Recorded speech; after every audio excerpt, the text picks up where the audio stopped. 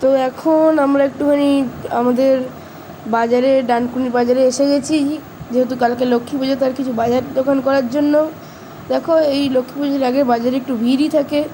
তো আমরা এখানে দেখতে পাচ্ছ, এখানে কত রকমের মূর্তি রাখা আছে, ঠাকুর সব আমরা এখানে দেখতে পাচ্ছি। সব দোকানে পরপর দশকর্মা, ঠাকুর, মালা, কত কি রাখা। আর এই ভিড়, আগেই আমরা মুদিখানা বাজারটাতে করে নিলাম, তার জন্য যেহেতু এই ঠাকুরের দোকানে অনেক ভিড়। আগে মুদিখানার দোকানে আমরা চলে গেলাম, অনেক কিছু জিনিসই কিনলাম, তোমাদের শেষে দেখাচ্ছি।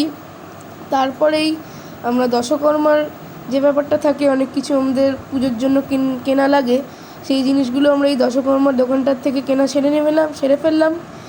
এবার আমাদের পুজোতে যেহেতু আমরা মূর্তি আমাদের লাগে না, কিন্তু আমাদের সরা কিনতে হয়, এই সরাটা আমরা কিনলাম। এই সরাটা কেমন হয়েছে তোমরা সকলে একটু জানিও।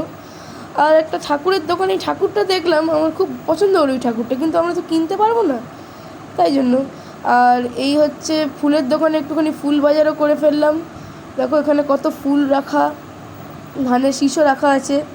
এখানে আমরা ধানের শীষও নিয়ে নিয়েছি, কত সুন্দর সুন্দর ফুল রাখা, ফুলের মালাও কিনে নিয়েছি। আর একটুখানি ফলের দোকানেও আমরা গিয়ে অনেক রকমের ফল কিনে নিয়েছি, যেরকম পেয়ারা, আপেল, শসা, সব কিছুই লাগবে আমাদের পুজোর জন্য। তারপর আমরা এখানে অনেকক্ষণ লেগে গেল বাজারে।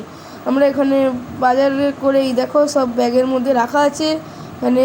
তো তোমার যদি ভিডিওটা ভালো থাকে তাহলে লাইক করে দাও, চ্যানেলটি সাবস্ক্রাইব করে দাও। টাটা।